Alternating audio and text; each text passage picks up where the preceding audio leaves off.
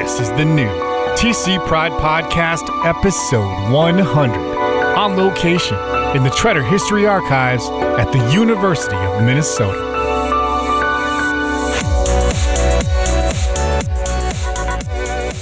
All right, so here's the elevator. It's going to take us 84 feet underground to the caverns, which are located in the sandstone on the riverbanks of the Mississippi River. So your ears are probably going to pop and depressurize like they do when you do major altitude changes. So we're going 84 feet underground for two main reasons. One is that in order to preserve materials, we need to keep them cool, dry, and dark.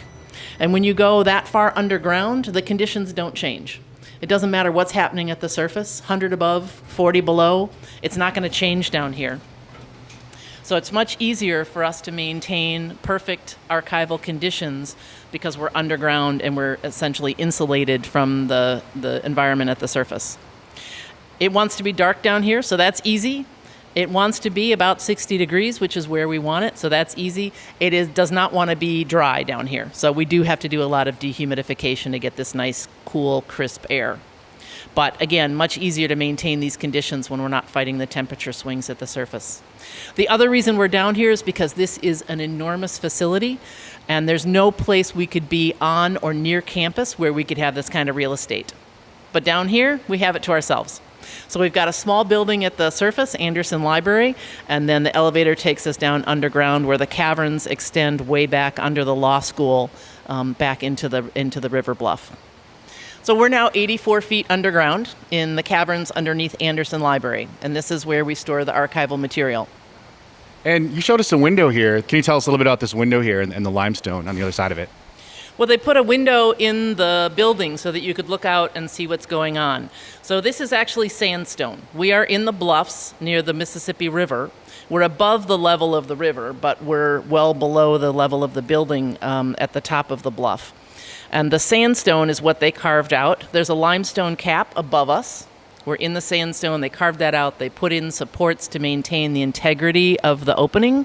And then they built the cavern walls inside of that. So this is one spot in the cavern wall where there's a window and you can look out and see the sandstone on the outside. Does the sandstone and limestone help with the humidity control down here? No, it's very humid. So we want it cool, dry, and dark. We're underground, so it's dark. That's easy. It wants to be about this temperature, about 60 degrees, so that's easy, but it is not dry down here. So there's a lot of dehumidification that goes into this nice, cool, crisp air. And is that the fans we hear in the background? That's the fans. So that's the dehumidification. There's also quite a bit of air movement going around. These are enormous spaces, and you don't want it warmer in some spots than others. We've also got a lot of filtering going on because with tens of thousands of boxes down here and millions of books, you don't want to have to dust. Now we're going to go into the first of the two caverns. There's two caverns down here, and they're both quite large. And the first cavern is the Minnesota Library Access Center, MLAC. Because everything has initials, of course. So the sounds that we hear are the fire doors opening, because we want to make sure everything's protected. So if a fire breaks out in one place, it doesn't keep going. Right, but we're going to be really quiet in a second because we're going to go into the airlock. And here we are in the airlock. Silence. All right, so we're going to open up the first cavern here, and you're going to see what the scale of the building is.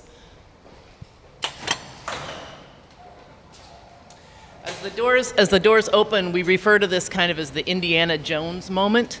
It's where it opens up, and in Indiana Jones, they have that moment in the warehouse where they're backing out from the box, and it just gets bigger and bigger and bigger, and you're kind of overwhelmed. So when you walk in here, it's kind of the same moment in time, because you walk in and you can't see the whole cavern.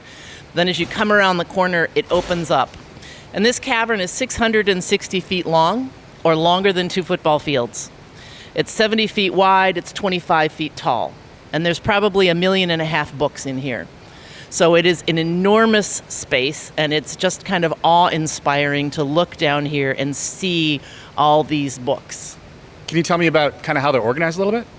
These books are organized purely by size. This is not a browsing collection. So usually when you go to a library, you're looking for a topic and an author, and you might find one book and find something next to it that's relevant. But this isn't a browsing space. This is purely a storage space. These are the Overflow Books for Hennepin County, Ramsey County, many of the colleges and universities in the state, the University of Minnesota libraries. So they would have somebody request them, they would order them, they would be shipped back to the library where the user wanted them. So only the staff comes down here, and as a consequence, they're stored purely by size. It doesn't matter the topic, the language, who owns them, none of that matters. We changed our books in Tretter from Library of Congress to size. And in doing so, we saved over 40% on our shelf space, which was a big deal for us. And so this is like a super VIP behind-the-scenes access kind of thing. This is super VIP. You're like in the special category. I'm loving it. And aren't we lucky, right? We are. Thank you very much. And you wanted to take a walk through the halls here a little bit. So now we're going to head back out into the other cavern, which is where we keep the archival materials. Back into the airlock. Exactly. Now we're walking back towards the Archival Cavern. So there's 2 caverns down here and 2 functions. And the nice thing about MLAC is that everything is kind of perfectly in order and organized by size, and it's got that great visual. And when you get over to the Archival Cavern, things get a little messier because all our things aren't that wonderful similar size like the books are. We've got blueprints and newspapers and things of all different shapes and sizes. And as a consequence, it doesn't look quite as nice and neat.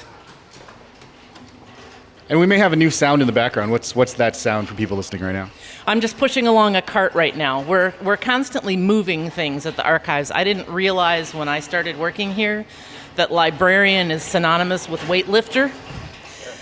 So Books get heavy in a hurry, don't they? They do. The worst is glossy magazines. So when I'm lifting a banker's box of glossy magazines, that's frequently 50 pounds or more, and that adds up. And so right now we're headed towards? Right now we're headed towards the room where the heart of the Tretter collection is stored. And here we are. So the first thing when we walk in is we have to turn on the lights. Because you notice as we walked through, every place we can, things are dark. And that helps preserve material that's been printed on paper. Okay. The light actually damages the paper sometimes, right? Exactly. So you want to keep paper protected, especially from daylight, but also from other light. So even within the rooms, which are kept dark, materials are in boxes, which again provides another layer of protection from light. And if the unthinkable should ever happen and the sprinklers went off, it would help protect things from water as well. Yeah, it's nice and quiet in here. It is nice and quiet in here.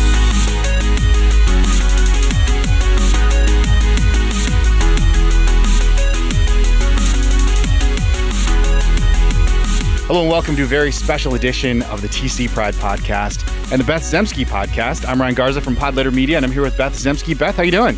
I'm good, Ryan, and I'm so happy to be here with you today for so many reasons. Yeah, so this is actually a special episode for a couple of reasons. One, of course, is that this is episode 100 of the Twin Cities Pride Podcast. Go, Ryan. Thank you. And this is also episode 7 of the Beth Zemsky Podcast. And for people who might not know, so in podcasting, there's this old kind of anecdotal stat that says that something like 90% of podcasts fail before hitting episode 7. Yeah, which means that, once you hit episode 7, you're kind of officially a real podcast. So I feel like the Velveteen Bunny. Yeah. So with that, congratulations, Beth. We're a real podcast. How does it feel? Like I said, I feel like I've been loved into being real by all the folks who are listening. And Ryan tells me there are hundreds of folks who are listening now. Who knew? Yeah, quite the little audience we got now for the podcast. And so on the Beth Zemsky Podcast, and this is where we usually talk about current events going on in the world. But I thought, we'd kind of fast forward past that part today and jump right into introducing our special guest. So Beth, maybe you can let folks know where exactly it is that we're recording today and introduce our special guest for this episode. Yes, we are in the caverns of the Jean-Nickolaus Tretter Archive at the University of Minnesota, which is one of the premier LGBT archives around the country. And in this episode, we're going to talk a little bit about how this archive was constructed. And it's important in this moment in our history with so many social movements going on, including the March for Our Lives, which was this weekend, to talk about the way social movement activity happens. And it's not just marches, but it's also cultural work like archives. So as we think about the 100th episode of the Pride podcast and think about the history of the LGBT movement, I thought there was no better place to be than in the cavern where the heart of the Tretter archive is housed with its current curator, Lisa Vecoli, who is our special guest for today. Lisa, thanks so much for joining us today. You've actually been on the podcast before briefly, but would you like to tell people a little bit about your background and a little about where we are today? Sure, Ryan. Thanks. And Beth, I'm happy to be here with both of you today, and welcome to the Caverns at Anderson Library. So my name is Lisa Vecoli, and for the past 6 years, I have been the curator of the Jean-Nickolaus Tretter Collection and GLBT Studies at the University of Minnesota Libraries. My past, this is my third career. My first career was working in shelters for battered women and their children, where I met Beth a lifetime ago. And my career after that was working in politics and community organizing. And I had the opportunity 6 years ago to move from a board position at Tretter. I'm actually one of the founding board members. And I had the opportunity to move into the curatorial position when Jean retired from serving as the staff here. And it was going to be a temporary gig while they looked for someone long-term. But I loved the work and they loved me. And so they asked me to stay and they kept me. Yeah, we locked the doors and didn't let her out. Whatever works, right? And we should also let people know that today's episode is actually special for 3 reasons, which one of them was a surprise to me. Yeah, what's happening Monday, Lisa? Oh, sorry. I was like, you put me on the spot. Like, what? Monday, I will be retiring, although Tuesday I'll be coming back to work. So it turns out I'm kind of flunking retirement. I clearly didn't get the memo. See, they locked the doors again. And so, Beth, there were a couple of things that we wanted to make sure and talk about today. I know we wanted to talk about the context for archiving and other forms of cultural work as vital social change and movement activities. We also wanted to dig a little into the history of the archives and how the project got started. And we also wanted to talk about the archives' role in current and future movement activity. So maybe we can start with the first one. Beth, what would you like people to know about the broader context for archiving that we chatted about in preparing for this episode? Yeah, so I'll start with that, and then I want to hand it over to Lisa, because I'm sure you have a lot more to say. But we've been talking a lot in the podcast in the past about values-based organizing and how important it is, particularly in this movement moment, to really think about ways to talk about and proclaim our values, because people really want to seek change out of hope and vision and not fear and anger. And the way in which we often talk about our values is not just by words, but also by symbols, by things that we write, and by the kinds of things that the archive actually is keeping here. So archiving in general, I think, and Lisa can talk more about this, is really about how do we think about the things that are most precious to us, that convey our identity and our values, and how do we think about that over the history of the LGBT movement, right? And just by way of example, we are actually standing in front of something that both gives me great pride and also brings tears to my eyes. Yeah, tell us about this. This is awesome. We are standing in front of my ketubah, which was signed in 2002 with my ex-partner, Jennifer Martin. And this was something we signed at our commitment ceremony. And it's a piece of art. And ketubah in a Jewish context is a marriage contract. So this was our contract with each other before we could legally get married, and just sort of as an expression, again, of where are we at in a movement moment. We could not legally get married, but we wanted to have both a religious and to some degree a quasi-legal commitment to each other. And so we made this ketubah. The sad part is, of course, I'm no longer with this person. But one of the things we decided as part of our breakup process, rather than burning this, which is probably what I wanted to do at the time, was to have it as part of our healing, to see our relationship and these sorts of documents as part of LGBT history. That these were a way at that moment in our movement history, we proclaimed our values of love and commitment. Now, after post-marriage, there's other ways we proclaim our love and commitment. But this is one of the things that is powerful about archiving. When people come back and look at our history, they can say, what did people do before we could get legally married? What were the ways in which we lived our values? And they can come to the Tretter archive and see this thing on the wall. I think that also points out to something that's really important about the archive.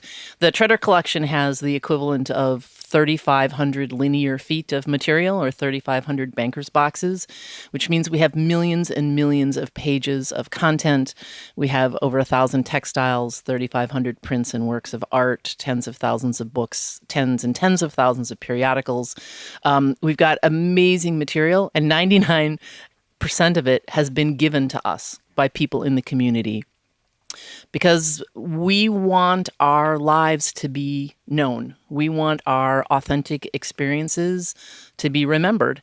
And oftentimes it feels like the mainstream media or the movies or mainstream culture doesn't understand what our life experience has been. And so people have collected things, and then they have brought those things to the archive because they want them to be known and remembered, much like Beth did. Yeah, so one of the way oppression operates is the stories and histories of oppressed people is often written by dominant culture. And that is not what we wanted, which might be a good time to talk about how this all started, because that was part of Jean's original vision. Well, I think the other thing that's important to note, especially about the GLBT community, is that unlike many oppressed peoples, we don't grow up usually in families and support systems and communities that teach us how to be GLBT. That's not as impossible as it used to be, but in the old days, none of us were raised in GLBT households. Maybe we had a distant relative, the funny uncle, the spinster aunt that we could turn to, but many of us didn't.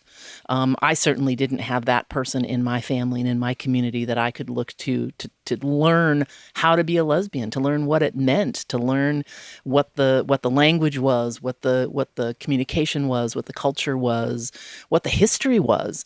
And so the GLBT community is really even in a more need of a historic basis, because we don't learn that when we're children, and we don't learn that as we're growing up. And this piece that Lisa just said is a really important reason why Jean-Nickolaus Tretter started collecting. So let me tell a little bit of the story about how the archive came about, and Lisa, feel free to add in. So the story that Jean tells is that early in the HIV epidemic, first of all, a little bit about Jean. Jean is, what's the right word, an iconoclast? Jean is a character. Jean, so Jean grew up in Little Falls in Minnesota. He served in the Navy during the war in Vietnam, where he had really strong language skills, and he traveled around the world and served in the Navy, came back to Minnesota after his service ended. And he wanted to come to the university to get a degree in cultural anthropology, studying the gay community. And he went so far as to track down a gay professor at the bars and try to get his help. And the professor in the university at that time said, "There's no such thing. You can't get a degree in that. That's not a valid course of study." And in my mind, that was like waving a really big red flag in front of a really stubborn bull. And Jean just kind of said, yes, there is a gay community, there is gay history, there is gay culture, and I'm going to prove it. And he started saving everything he could get his hands on. And I think what you were going to say, Beth, was that at some point, some years later, he was trying to do a history exhibit, I think maybe on the 20th or the 25th anniversary of the Stonewall riots. And he realized that things were disappearing and that people were throwing things away. And that, I think, really ratcheted his collecting up to yet another level. And he really took it on as a vocation. I mean, he turned over his life to the accumulation and the preservation and the documentation of gay culture and history. And a particular moment in that story when he realized our history was being destroyed as quickly as we was creating it was early in the HIV epidemic, when friends of his and community members, including Steve Dean, who was the founder of HRCF at the time, Human Rights Campaign Fund, died. And he was watching his friends and community members' apartments and houses being emptied by their families, who might not have affirmed their gay identity, might have had shame about them dying with AIDS, and was throwing their lives in dumpsters. And so Jean literally dumpster dove to save our history. And I think that that's a really important part of our story, is about how in the midst of tremendous death and tremendous grief, both personally as a community, Jean saw the hope and vision in saving our history and not letting an entire generation be erased by throwing their lives in dumpsters. So when I first met Jean was in 1996. Actually, I knew Jean before that, but where we really got to know each other was in 1996 when we were both Grand Marshal of the LGBT Pride Parade at the same time. So it's great to tell this story as the 100th episode of the Pride thing. So how I came into the story and how the university came into the story, as Lisa said, Jean had turned his life over to archiving. I want to reflect on Lisa's comment that a lot of the work of an archivist is being a weightlifter, which is an important part of the story. Because Jean at the time was working with troubled youth as a youth worker, and he got attacked at work by one of the youth. These were troubled youth, and they acted out their anger and frustration in various ways, and he hurt his shoulder. At the time, his huge collection was living in his apartment. In fact, the collection was his apartment. He barely had any furniture. The collection was in every closet, every square foot. And he had really damaged his arm, could no longer work, and could no longer lift a lot of the items in his archive, which is a really important part of the story. At the time, I was the director of the GLBT Programs Office at the University of Minnesota. We had just gotten the endowment from Stephen Shockett to fund LGBT studies, which, as Lisa said, when I first got offered this huge endowment, I went to University of Minnesota Foundation, and the endowment was to fund LGBT studies. And the university said, do we have LGBT studies? I don't think that's a discipline. So even in 1994, 95, 96, the same thing existed. And that was part of our context, right? So at the time, Susan Raffo, who some of your listeners know, was a part-time worker with me at the Shockett Center. She was actually the first staff member at the Shockett Center. And she had heard about Jean's injury. And we called Jean and we said, how are you? Do you need any help? What's up with the archive? Because we saw it as a critical piece of what we were trying to build about LGBT studies. And he said, I don't know what to do with it. And Susan said, can we come over for coffee? So Susan, I don't know if you know this part of the story or not, but Susan and I went over to his house for coffee and he showed us around. And every time we walked in a room, our jaws dropped. And they dropped more and more and more till by the time we got to the basement, they were on the floor. Because part of what Lisa didn't mention that's in the archive yet are thousands of political buttons, thousands of political T-shirts. So every protest, every movement that had a political purpose in the LGBT community, Jean had collected an artifact, right? Which is here, right? And he really did not know about modern archiving. Or how to categorize these things, had his own unique, would you say, Lisa, his own unique way of categorizing. So we spent some time talking to Jean about his vision, about where he really saw his archive, who did he want access to it, how did he want it to be used? And then we thought, okay, we need to act as community organizers because the university still didn't think there was such a thing as LGBT studies, didn't value the history of it. So we talked to the librarians who were on my advisory committee for the Shockett Center. Kimberly Clark was one of them. Diane Laggard was another librarian at the time. And they helped us identify the librarians who they thought would be most likely to get it. We invited them. We did a little one-on-ones with them. We did a little good community organizing. And we invited those people over to Jean's house to see the archive because we thought there's no way we can explain this to them. So one of them was Tim Johnson, who was the archivist of Special Collection, because our first idea was this would just be incorporated into special collections, which had there was a social justice archive. We thought, okay, there could be a fit here.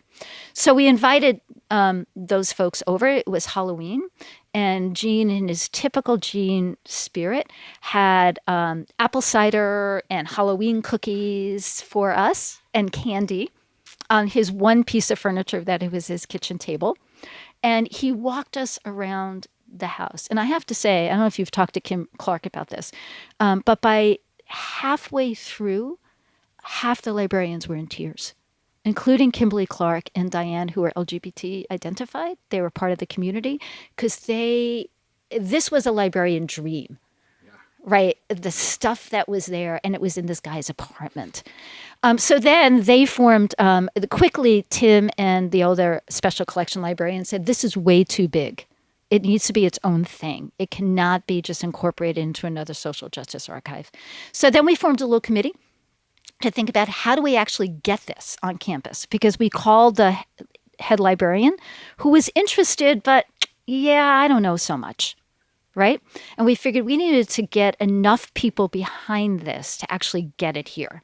So what we did is we formed this little committee, and we thought about who are in good community organizing land, who are our primary targets, who are the people we most needed to convince. And we thought, okay, we need to convince the university president. We need to convince the head of the library. We need to convince chairs in departments that were connected to the academic project of the library.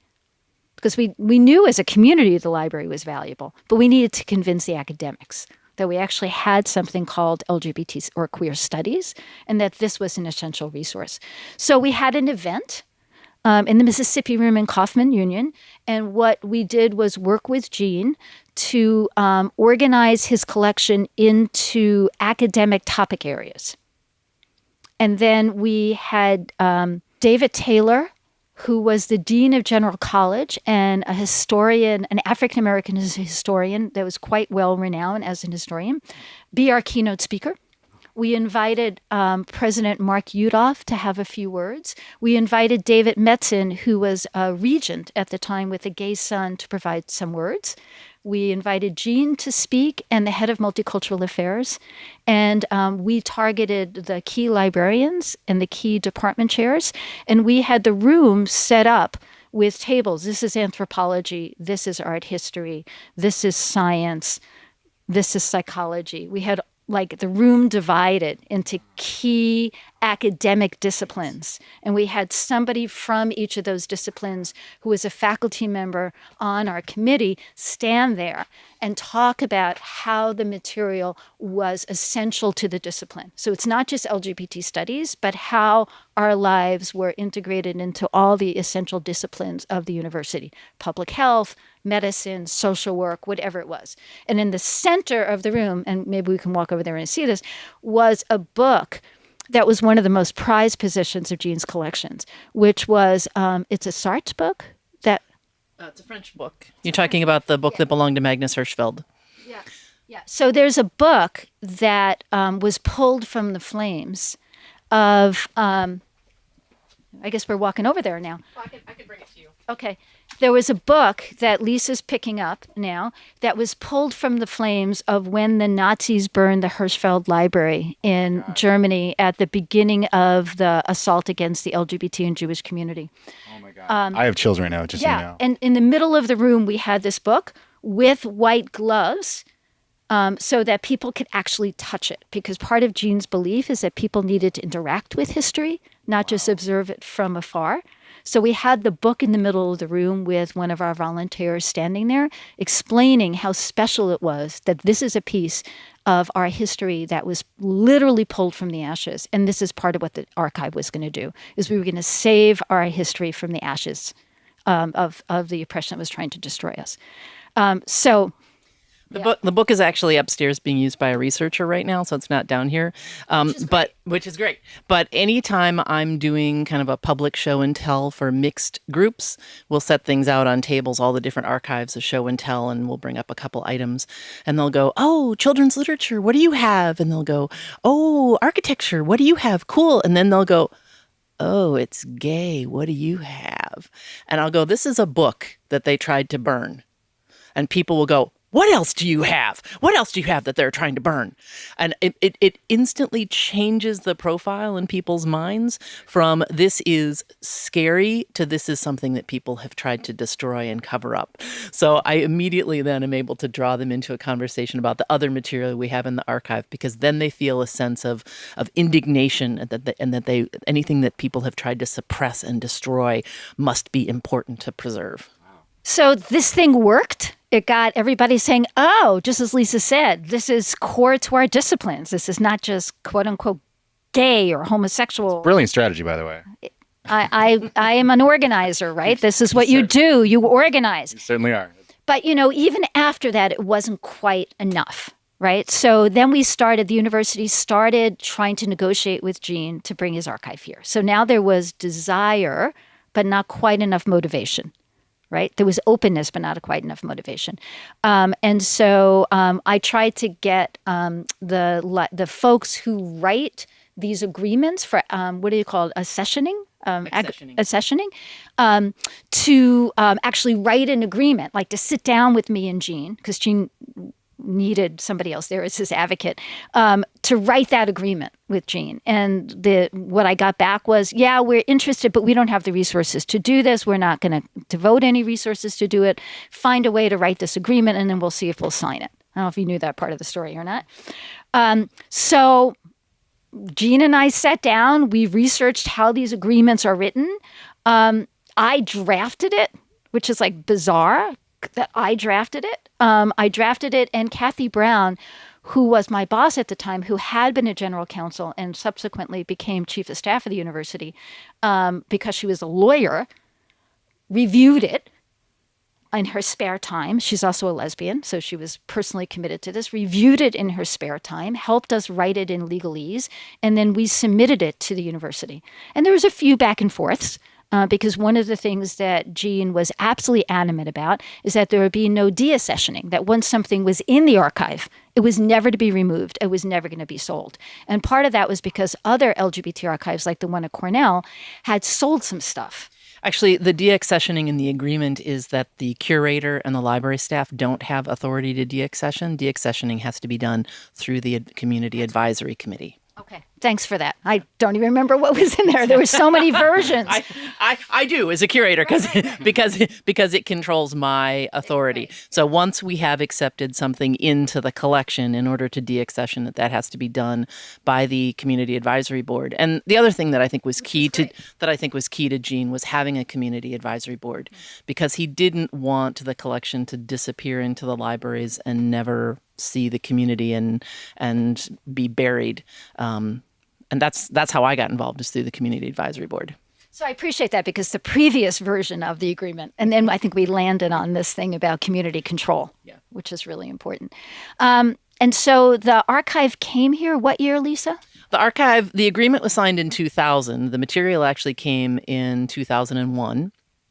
And then Jean served as the staff person until 2011. So a little tiny bit, I don't want to go too deep in this, but when the collection was first coming, in that year we were first coming, there was no funding. So Jean originally came on as the archivist. This is so bizarre. He was finally going back to school to try to get a degree in LGBT studies, right?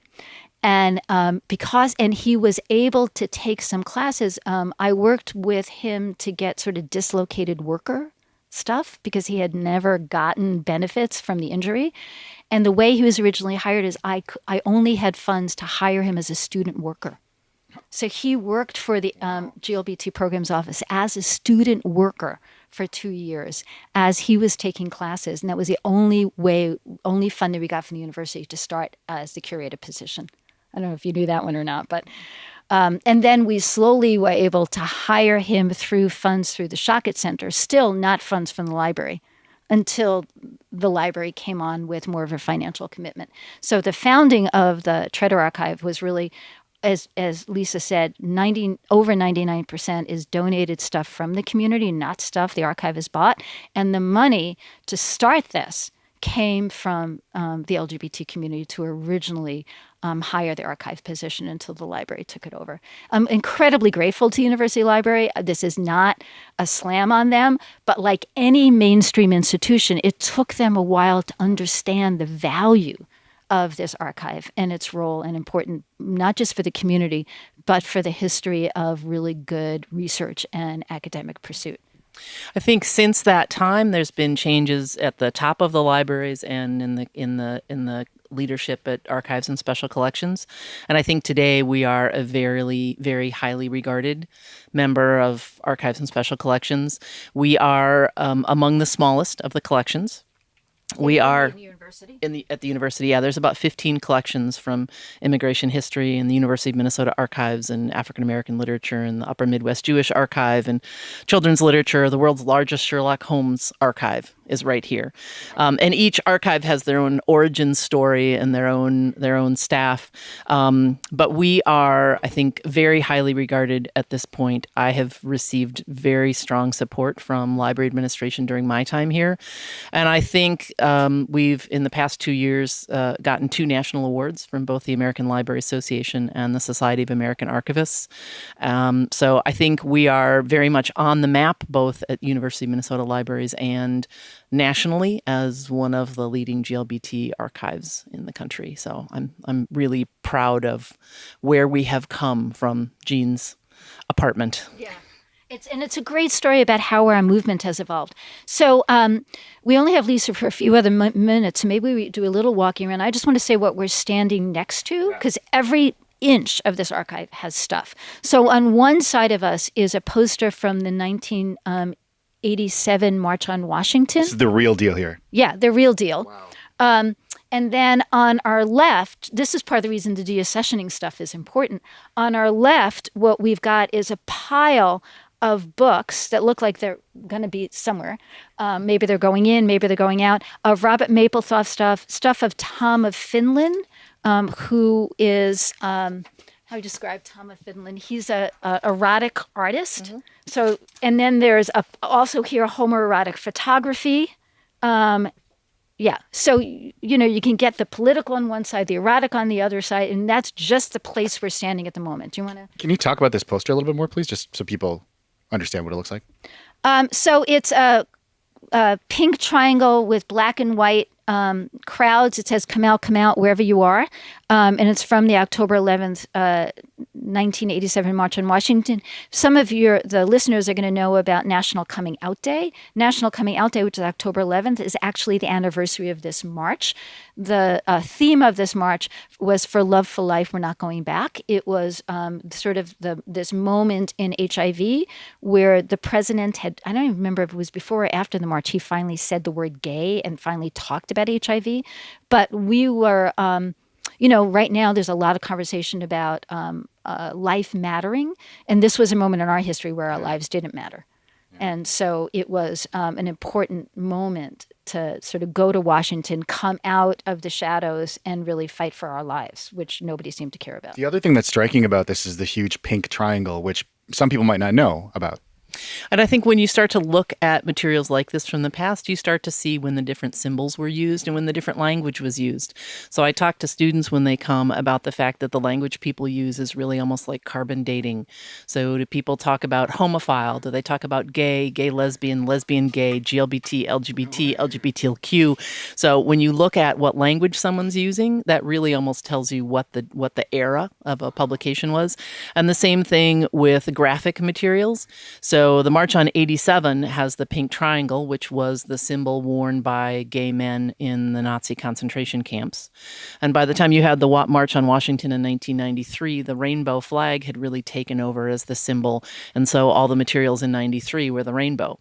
But you can see in that 6 years how completely the imagery and the symbolism of the GLBT community changed. And I think somewhere in the archive is a piece of the rainbow flag from the Stonewall Anniversary March. There was a huge rainbow flag that was like a half a block long. And it was 20th, 25th anniversary of Stonewall. And Jean has a piece of that flag. It's somewhere in here. I can't even begin to tell you all the things. So maybe we could walk around just a little bit. And Lisa, when the archive first came, I'm trying to remember how many pieces were in the archive when it first came.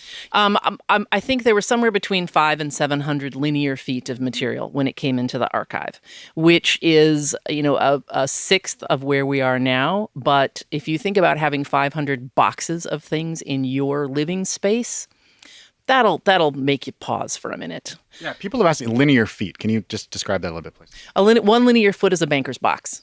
So you go to an office supply store, you buy 1 linear foot of paper, and that's 5,000 sheets of paper. Now, most of us are never getting 5,000 sheets pack in that box, but it's on average, you can estimate that there's about 2,500 pages in each linear foot, which means that the Tretter collection has millions and millions of pages of content. There are a lot of boxes that we're looking at right here, and we were going to take a little walk around. Well, first I want to say that as we collect, if you're trying to study a community, you are probably going to look at the materials that have been published by and about that community. And so we collect those materials. We collect the books, the magazines, the newspapers, the periodicals, the newsletters, all those things that are written by and for the community. As you're looking at that community, you're probably also going to want to know how people came together and organized around issues that are important around spirituality and culture and athletics. And so we collect organizational records. And you're also going to want to probably know the experiences of people in that community. And so we collect people's personal papers. And we collect the papers of both famous people, like Beth, and average... I'm not quite sure I'd say famous, infamous. And also average people, because history isn't just, the remarkable leaders. History is also the people who are just living their daily lives. So those categories, published materials, organizational records, personal papers, are the three main categories. And when Jean brought the collection to the university, it was largely published materials, because organizations like the Minnesota AIDS Project couldn't give their papers to Jean, who was just an individual. But they could donate their papers to the University of Minnesota. So we now have 80 boxes of records from the Minnesota AIDS Project. So a couple 100,000 pages of history and material. Which is part of how we've grown from, the 500 or 600 linear feet that he had when it came here to 3,500 linear feet today. My favorite item in the collection, actually, I don't have accessible. It is a newspaper clipping from the Minneapolis Tribune in 1972, in which they asked questions, moral questions of young Minnesota adults. And they asked, do you approve or disapprove of the women's movement? Do you think people should live together before they get married? Do you think it should be legal to fire somebody because they're homosexual? And in 1972, they asked if it should be legal for two people of the same sex to get married. So the first thing that amazes me is that they asked that question in 1972. And the results are also amazing. In 1972, the responses were 50% in favor to 46% opposed on the question of same-sex marriage. And it's the only poll I've ever seen where there's a gender gap and men are more supportive of same-sex marriage than women. So it really makes me want to dig in and find out what was happening. So that is my favorite one item. Beth is holding up something that I think is also really meaningful to me. That's a copy of One magazine from 1953. One was the first homophile publication in the United States of America. This is Volume 1, Issue 8, and the cover story is on homosexual marriage. So what that says to me is that we as a community have been talking about marriage since we first had a way to communicate. 1953, oh my God. That was our first publication, Issue 8, cover story, homosexual marriage. So we have tens of thousands of books, again, periodicals. We have, for example, materials in 58 different languages from all over the world. When I started, we had a copy of Fun Home in Chinese, but not in English. So Alison Bechdel's book, graphic novel, in Chinese, which is pretty remarkable to look at because you see her very familiar drawings, but then, at least for me, I can't read the Chinese text. But we only had it in Chinese, so I brought in my copy of Fun Home in English and donated it so we would have it in both languages. And I think when we talked last time, you talked about how there are places in the world where they're a long way away from having an LGBTQ archive. And so you're actually keeping a lot of those materials here. We don't have a lot, but we do have, for example, one box from the gay organization in Sri Lanka because it's not safe for them to keep that there. But we do have materials, especially published materials from all over the world, from all over Asia, all over Russia, all over Europe, all over Central and South America. We have a very large collection of Spanish language GLBT materials. So a couple of our kind of premier collections. One would be our Two-Spirit collection. We had the largest collection of Two-Spirit materials in the world when it was 8 boxes. And since I've come, we've more than doubled it. So now we really have the largest collection of Two-Spirit Native American GLBT materials. Another premier collection for us is the Michael Mcconnell files. Those are the papers of Michael Mcconnell and Jack Baker, the first couple in the United States to apply for a same-sex marriage license in 1970. It's an amazing collection. They have thousands of letters that they received from people all over the world. They were very public about being gay at a time when very few people were. And as a consequence, people reached out to them from across the globe. And it's a remarkable collection of letters and documents and really documenting the roots of the fight for marriage equality, which were in Minnesota in 1970. Some of that stuff was on display at the festival a couple years ago, right? A little bit of that. I do facsimiles. We had a display of banners, panels that we had done that showed some of their letters. And sometimes I'll bring facsimiles. I'll make Xerox copies of things. I can't bring the originals because I need to keep them protected. Our third really premier collection is the papers of the Log Cabin Republicans, national organization, and their fight for inclusion and respect both in society in general, but also within the Republican Party. I've had people come from overseas to work with those records. And the fourth one is the Benjamin Karpman papers. Those are actually psychiatric and mental health records of people that were in St. Elizabeth Hospital in D.C. And were either being seen in private practice or had been institutionalized for reasons of sexuality and gender. So that is a very carefully restricted collection that people need permission to see, as opposed to everything else, which is open and available and anyone can use it. The Karpman papers were a little bit more careful with because those are really sensitive materials, but they're also unique and they document people's experience with the mental health system in the 1920s through the 1960s.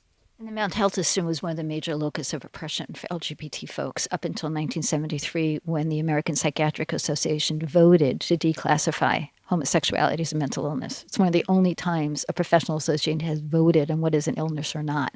So these papers are really important to document how the mental health system was used to oppress our community. So I know we have very limited time with Lisa, and given this is your last day, which is why we have limited time with you, I would love to hear from you about how come you chose to do this as your last major piece of your career. Why this? Why this? Well, I got involved with the advisory board when the collection came to the university. I collect books, and Jean wanted my book collection for the archive. I've got 4,500 books in my house, most contemporary lesbian novels, but also over 1,100 lesbian pulps from the 50s and 60s. And Jean wanted those, so I'm a case of donor development gone horribly awry. I grew up in the archival stacks. My father was the director of the Immigration History Research Center, which is located in this building, for 38 years.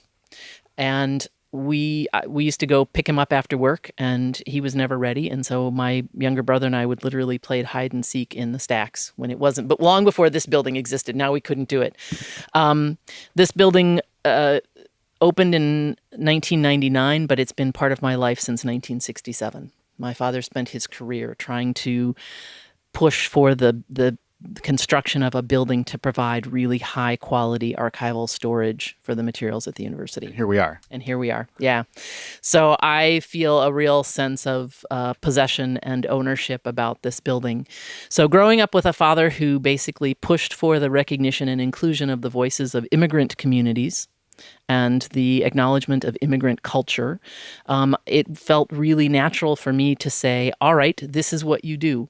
You take the piece of you which is not being acknowledged, which is not being represented, which is not being valued, and you fight like hell to make people realize that there's value there, that there are authentic stories, and that those records need to be preserved and those voices need to be listened to. So walking into the archive felt like coming home for me. So one of the things that maybe we could just do a very quick walk and then say goodbye to you, but I want to make sure that folks understand how to support the archives. And so let me just say how I do. Sure. I mean, besides occasionally giving money, I've donated. One of the things that Jean taught me early on. Come here. I'll walk you over to your boxes. My boxes, Yep. which I have more at home.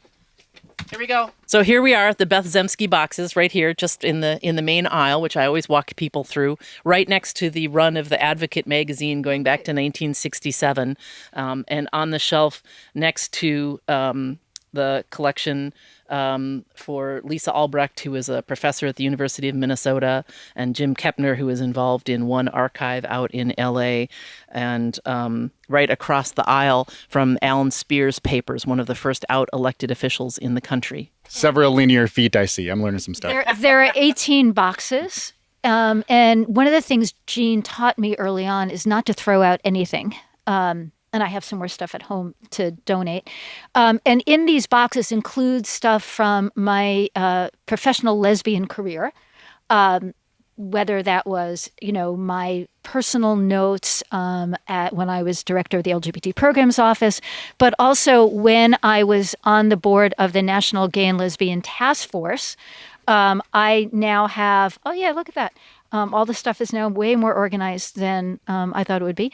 So it's my notes from the GLBT Programs Office, but also the board books from the National Gay and Lesbian Task Force with my personal notes next to them, including my calendars. Wow, these little black notebooks. These little black notebooks, which are my calendars that kind of show what I was doing. 1991 we're looking at. Yeah. 1991. And it has just open a date, and it has things like AIDS group, when I went to the chiropractor, when I'm doing sort of YWCA lesbian health evaluation meeting. So it's and you brought bagels to that meeting. And I brought bagels to the meeting, right? Detailed, I love it. So it really shows, what a day in the life of a professional lesbian could have been over the years, right? The stuff from the National Gay and Lesbian Task Force, I think, is important because it also has my personal notes in the margin about what I was thinking about as a board member. One of the other things that's here that's not in circulation yet is during the early years of the AIDS epidemic, I was in a fabulous, healing, loving relationship, whose name I won't mention because it's not public yet, with somebody who was an HIV activist who was in the middle of writing books about HIV as my brother was dying. And our personal letters to each other are here, which documents not only her work as an HIV activist, but there they are.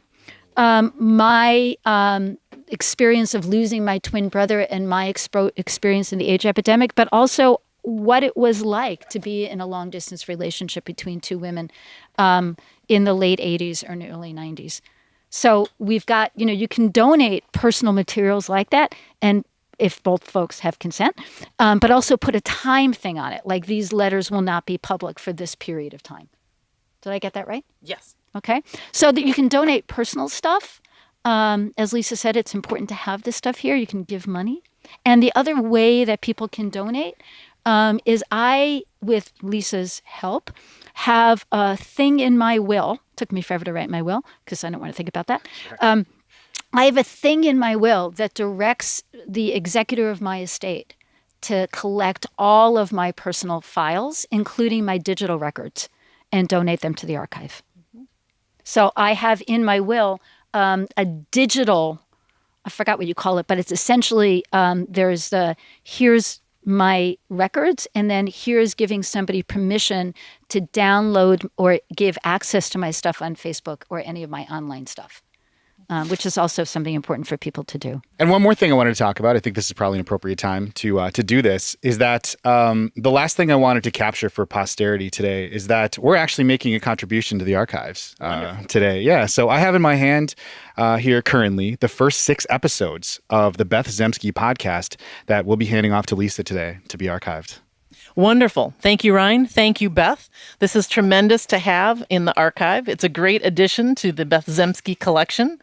I just want to mention that, as a community, when you are a people that don't get a lot of attention, that people don't pay, that people don't respond to, it's easy to think that our material isn't important and that our stories aren't worth saving and telling. So, like I said, when we collect people's personal records, we're not just collecting the famous people. I'm looking at Alan Spear, like I said, one of the first out gay elected officials in the world. But we also want to have the records of people who have just lived their lives and haven't made history and haven't been the first or the biggest or the best or the fastest or whatever it is, but have just built lives.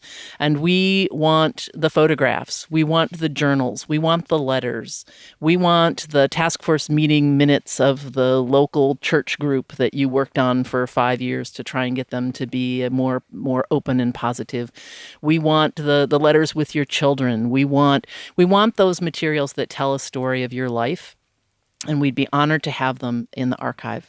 And the other thing I want to mention before we go, so that everybody knows, everyone is welcome to use the material and the Tretter collection. You don't have to have a degree and a letter of introduction from someone in high standing. All you have to do is call up or email and say, I'm coming in. These are the things I want to look at. I have junior high school students come in to do History Day projects. I have undergrads, grads, faculty. I have the press. I have the community. I have people coming from around the world to study here. But we are part of the University of Minnesota. We're a land-grant institution. Our commitment is to provide service to the citizens of Minnesota. So we are open and accessible, and there's no charge for using materials in the archive. Yeah, and that's actually one of the things that makes this archive a bit different than some of the other archives where you need some sort of a university ID. And it was part of Jean's vision, obviously part of Lisa's vision, part of my vision, that all of us should have access to our history because that's the only way we're going to really be able to plan our future. And as Beth mentioned, Lisa, I understand your time is limited today. We want to thank you once again for being here for this very, very special episode. I couldn't be happier with the way it's turned out. And maybe you can just give some people some who, what, when, where information about the Tretter collection if they'd like to come and check it out. Sure. What I would encourage people to do is look on our website or our Facebook page. Because I am retiring momentarily and because the next curator isn't starting until June, there's going to be a little bit of a gap, but keep an eye on our webpage. We'll always have the current contact information there. We will do our best to help you. I'm just going to throw out there, we are a one-person operation, so please don't walk in the door and just show up and say, hey, I need, because if I'm like down here in the cavern talking to Ryan and Beth, there's nobody at my desk right now to help you.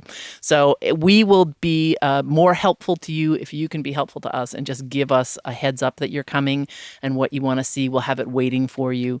But we're not good with drop-ins because we're literally one person. So I just want to thank Lisa for your years of service to the community, not just as the archivist here, but also as the collector. And all the other work you've done from the battered women's movement through the political stuff to being here, right? And I know you're going to continue to do work. I want to thank Ryan for choosing to do this for our 100th episode and the 7th episode of mine, because I think this is one of those moments as our movements are moving forward at an accelerated pace to be firmly grounded in where we've been and to be able to celebrate the history that got us here and to keep learning the lessons from the past. I couldn't agree more. Thank you very much for your time today, Lisa. Great. Thank you.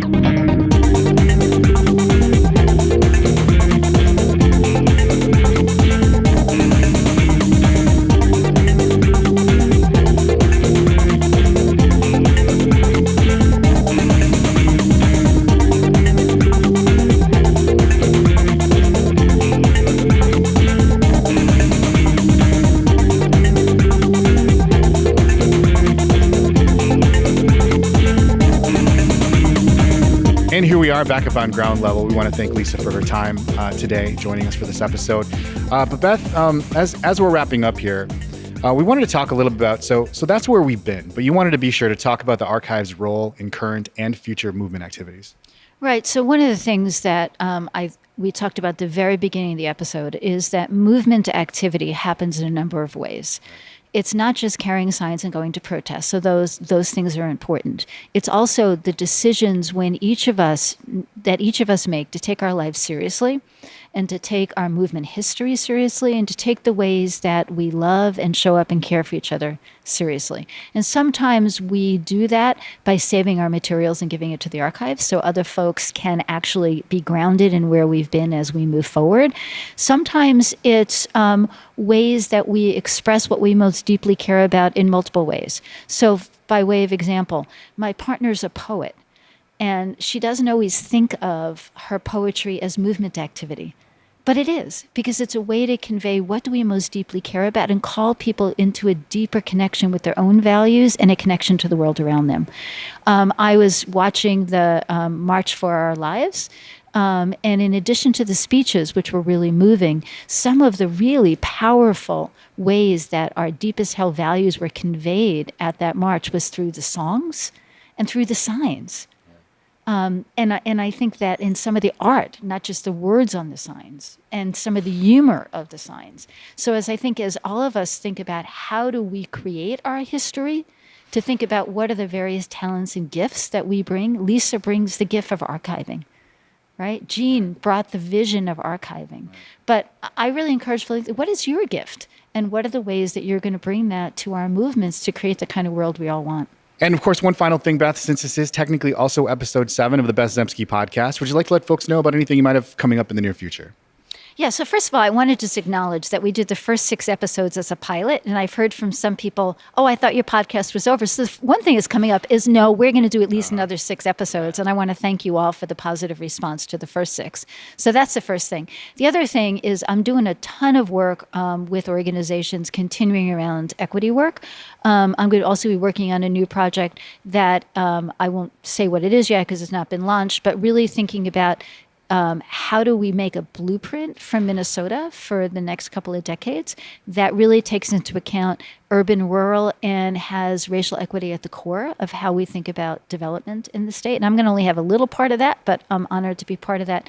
And then the other thing I encourage folks to really be paying attention to as we move through the next few months is what's happening in terms of movement development, because we're in one of those moments where we've got, like we sort of did in the 60s and 70s, we've got deep movement activity happening in African American communities, deep movement activity happening in Native American Indigenous communities, deep youth organizing happening, deep stuff happening in LGBT community, deep stuff happening around immigration, deep stuff happening around class and employment issues like the fight for 15. So there are all these places where we think about any one of these movements, there's deep activity happening, and how do we keep making the connections between them as we build to really taking back power. We never really gave it away, but we don't have the power to govern right now.